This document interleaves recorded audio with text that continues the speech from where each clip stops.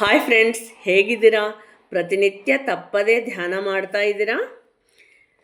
ಮನಸ್ಸನ್ನು ಶುದ್ಧಿ ಮಾಡಿಕೊಂಡರೆ ಆಗುವ ಲಾಭಗಳೇನು ತಿಳಿದುಕೊಳ್ಳೋಣ.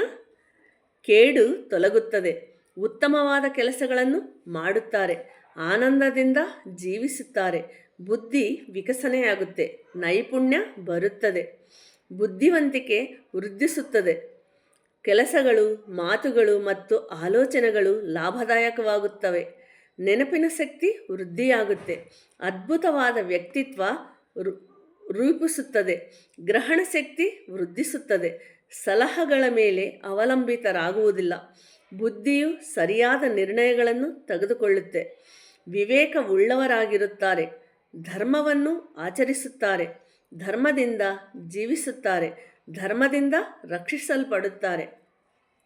ಪುಸ್ತಕಗಳಿಂದ ನೀನೇನು ಪಡೆದುಕೊಳ್ಳುವೆಯೋ ಅದು ಮುಖ್ಯವಲ್ಲ, ಅವು ನಿನ್ನೊಳಗಿಂದ ಏನನ್ನು ತೆಗೆದು ಹಾಕುವುದೋ ಅದರಿಂದ ನಿನ್ನ ಬದುಕು ಬದಲಾಗುತ್ತೆ. ನಮ್ಮ ಬದುಕಿನ ಹಾದಿಯಲ್ಲಿ ಎದುರಾಗುವ ಕಷ್ಟಗಳು ನಮ್ಮನ್ನು ಕುಗ್ಗಿಸಲಿಕ್ಕಲ್ಲ, ಬದಲಾಗಿ ನಮ್ಮಲ್ಲಿ ಅಡಗಿರುವ ಅದ್ಭುತ ಶಕ್ತಿಯನ್ನು ನಮಗೆ ಪರಿಚಯಿಸಲಿಕ್ಕೆ ಬರುತ್ತವೆ.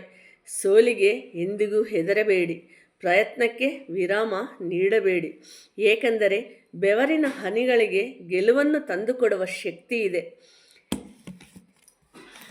ಮನಸ್ಸನ್ನು ಶುದ್ಧಿ ಮಾಡಿಕೊಳ್ಳುವ ವಿಧಾನ ಹೇಗೆ? ಹೌದು, ನಮ್ಮ ಜೀವನದಲ್ಲಿ ಧ್ಯಾನವನ್ನು ಒಂದು ಭಾಗವನ್ನಾಗಿ ಮಾಡಿಕೊಂಡಾಗ, ಪ್ರತಿನಿತ್ಯ ತಪ್ಪದೇ ಧ್ಯಾನ ಮಾಡುವಾಗ ಈ ಎಲ್ಲ ಲಕ್ಷಣಗಳು ನಮ್ಮದಾಗ್ತವೆ. ಜೀವನ ಆನಂದಮಯವಾಗಿರುತ್ತೆ. ಪ್ರತಿನಿತ್ಯ ತಪ್ಪದೇ ಧ್ಯಾನ ಮಾಡಿ ಆನಂದವಾಗಿರಿ. Thank you.